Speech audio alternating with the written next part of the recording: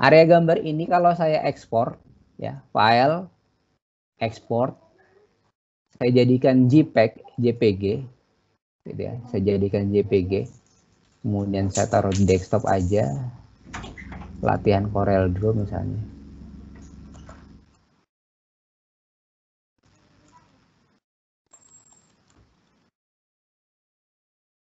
Misalnya kita menaruhnya di sini, nama filenya misalnya lembar kerja, gitu, lembar kerja kosong.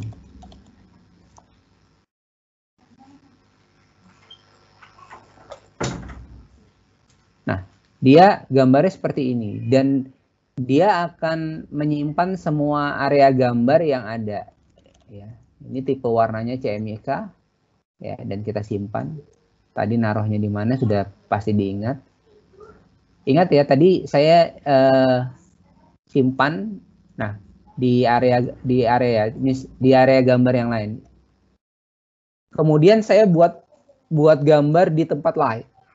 Ya, jadi saya gambar lingkaran di tempat lain, di luar area gambar. Kemudian misalnya warnanya hilang.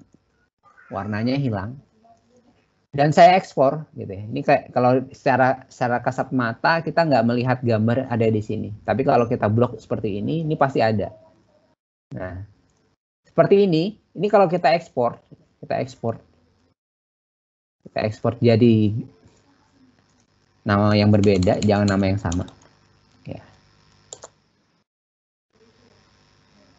Nanti kalian akan melihat perbedaannya. Oke ya, oke. Nah, sekarang kita coba buka. Tadi di desktop adanya di latihan Corel Draw. Ini hasil ekspor gambar, ya, hasil ekspor gambar. Semua gambar diekspor termasuk gambar yang keluar area bleed-nya. Nah, yang tadi yang kedua, kalau kalian lihat, ini gambarnya seperti ini. Kenapa nggak ngepas dengan gambar yang kita buat? Karena tadi sebenarnya di sini ada objek, ya. Kalau kalian tadi masih ingat, di area sini ini ada objek. Nah, objek itu walaupun tidak terlihat oleh Corel akan diekspor jadi objek yang sama. Nah, itu. Nah, kalau kita ingin mengekspor hanya bagian yang kita pilih saja, ini kita bisa blok. Ini kita blok. Ya. Kita blok kayak gini. Ini ada area gambar ya, sorry. Ini saya kasih warna aja deh biar. Ini saya kasih warna orange. Sorry. Ini saya kasih warna orange. Supaya kita tahu ini ada area gambar. Tapi saya blok hanya area ini saja. Saya blok hanya area yang saya pilih aja. Pada saat saya ekspor, dia hanya mengekspor pilihan gambar yang terpilih. Dengan catatan, kalau kalian baca di sini, kita harus aktifkan selected only. Supaya apa? Supaya dia akan mengekspor gambar yang hanya kita pilih. Oke, saya kasih nama file ketiga. Oke. Ini ekspor. Ini saya terpilih, yang milih ini aja. Sama satu lagi, saya hanya milih ini, ya. Dan kebetulan saya pilih ini. Saya hanya pilih gambar oranye dan kotak-kotak ini. Oke lah, kotak-kotak ini saya kasih warna pelangi aja. Merah, kuning, hijau, hijau dan biru. Birunya ini aja. Nah, saya blok seperti ini. Nanti pada saat saya ekspor, ini saya ekspor gambar ketiga, gambar keempat berarti. Mau pakai mode selected only, ya, pakai mode selected only. Maka pada saat saya ekspor, kalian perhatikan di sini ini hanya mengekspor gambar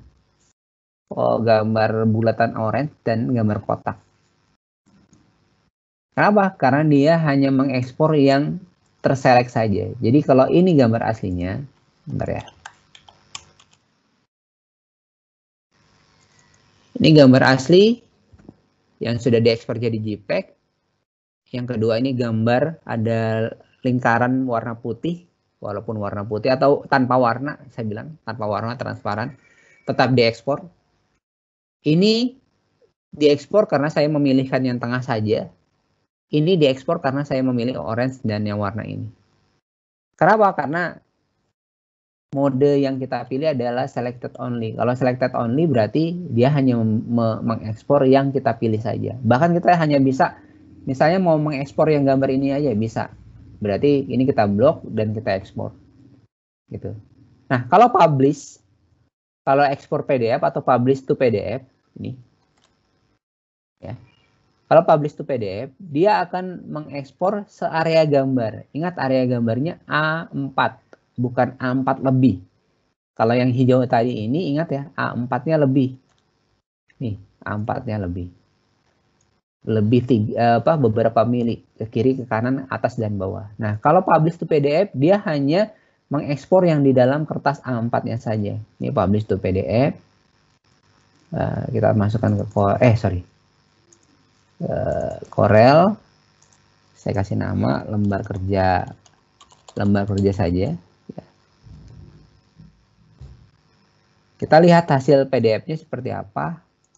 Ini PDF-nya. Kita coba buka. Nah, dia mengekspor gambar kita hanya seukuran A4-nya.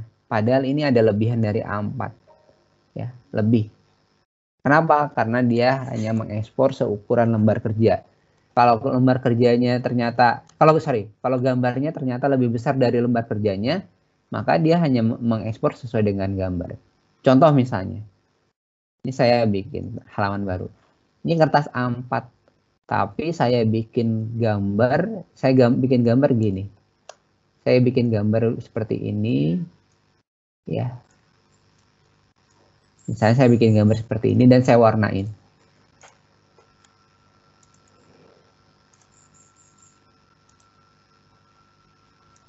Misalnya, ini saya warnai dan saya ekspor. Kalau saya ekspor, saya ingatkan kalau saya ekspor maka nanti gambarnya itu hanya segini ya, searea gambar ini. Kita coba ya, file publish to PDF. Ini contoh gambar, saya tulis saja. Ekspor. Kita lihat hasilnya.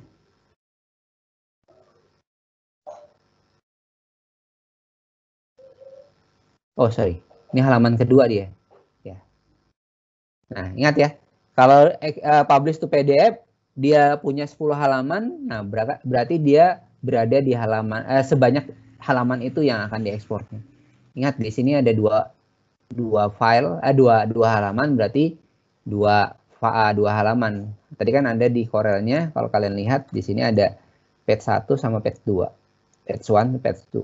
Berarti ada 2 halaman. Nah, pada saat diekspor jadi PDF, dia jadi 2 halaman juga. Ini halaman 1 dan ini halaman 1 dan ini halaman kedua. Nah, halaman kedua dia motong seukuran lembar kerja, tidak akan lebih walaupun gambar kita lebih. Tapi kalau kita ekspor, nah ini kalau kita ekspor ya, ini kita ekspor jadi JPEG. Contoh gambar saya ekspor jadi JPEG. Ekspor dan ini saya tidak memilih apa-apa.